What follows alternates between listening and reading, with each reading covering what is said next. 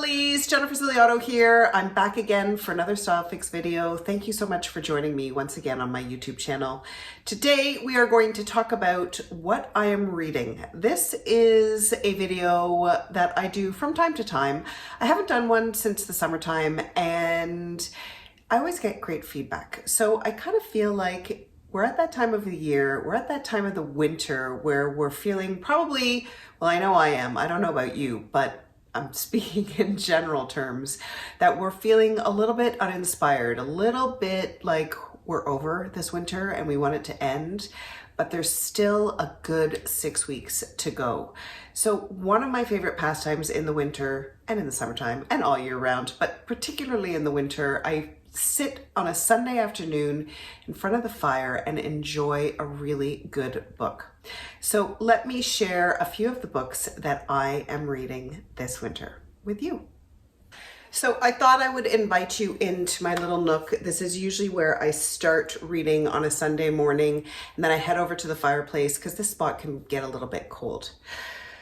So what am I reading, you're asking? All right, let me tell you. Starting with Peter Mayle, A Year in Provence. I'm pretty sure my dad bought this book for us, for Bruno specifically, because it's a foodie book and it is so much fun. If you feel like disappearing into Provence for a year and really finding out about the experience of what it's like to live in France, but specifically in Provence, this is a great read. It's about a British couple who buy an old house in Provence and they move from England and resettle in the south of France. It is so much fun. It's actually true. It's not a novel. This is really his life. And it is so much fun, first of all, to be in the south of France, to be in Provence, to hear about these experiences of what it's like to move to a new country and also specifically to France. Both Bruno and I have read this and we had a kick out of it because we've experienced similar kind of things. But also I love a tale of people's bravery when all of a sudden in midlife or later they decide to change their whole life around and take a risk. And I think it is so much fun to learn that kind of thing and to hear people's experiences. He has written 3 of these, 3 in a series, and I've only read the first one. The second one is Toujours Provence. Bruno's in the middle of this and enjoying it thoroughly. And then of course there is Encore Provence. So these 2 are on my reading list coming up. As you may or may not know, I was recently in New York City and Maxime and I, my son and I, went into a bookstore and I picked this up and I was like, I gotta buy it. And of course I started reading it right away.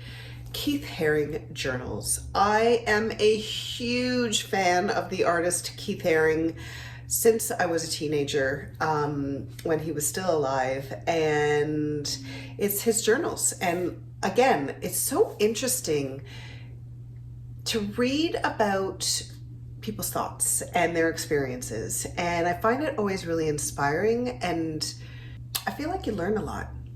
So I'm in the middle of another novel and I picked this up and of course I'm hooked. It's so interesting. I love what he says about art. I love his view of art, his view of life, and I'm really, really enjoying it so far. The novel that I am reading is another one that my dad gave to me for Christmas quite a few years ago. 2 years, 8 months, and 28 nights. A novel by Salman Rushdie. Now, this is my first Salman Rushdie book, and it is insanely beautifully written. This is the kind of book that you can't check out, not even for one sentence. You've got to pay attention to every single sentence, phrase, line.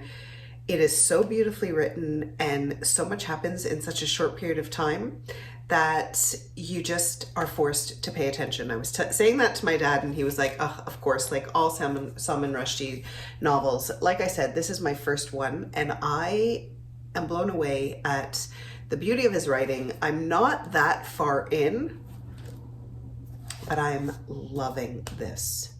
There's a little bit of a love story in it so far. There's a little bit of mysticism. It's really interesting, and I don't know where I'm going in this book, but I'm excited to find out. And then lastly, this book, I've probably put it on a few other of my reading lists, and I have not read it yet, and I've picked it up a few times, read the first few pages, really wanting to dive into it. But you know when sometimes you're really into novels, and then other times you want to read kind of books that inspire and help you grow? I'm kind of in that phase, I think. And so I'm ready for this book. Elizabeth Gilbert, Big Magic, Creative Living Beyond Fear. You probably know Elizabeth Gilbert from her Eat, Pray, Love fame, all about creativity, finding yourself, just what I need in the middle of the winter time. Anyway, so there you have it, my friends, my reading list. I hope I've given you a little bit of inspiration.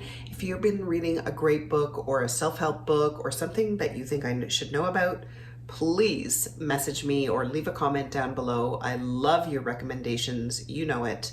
And of course, for more inspiration, more style ideas, more fun, and just in case you're curious of what I've been up to, don't forget to follow me on Facebook and on Instagram. If you liked this video, don't forget to give me a thumbs up. Please subscribe, and I will see you next week.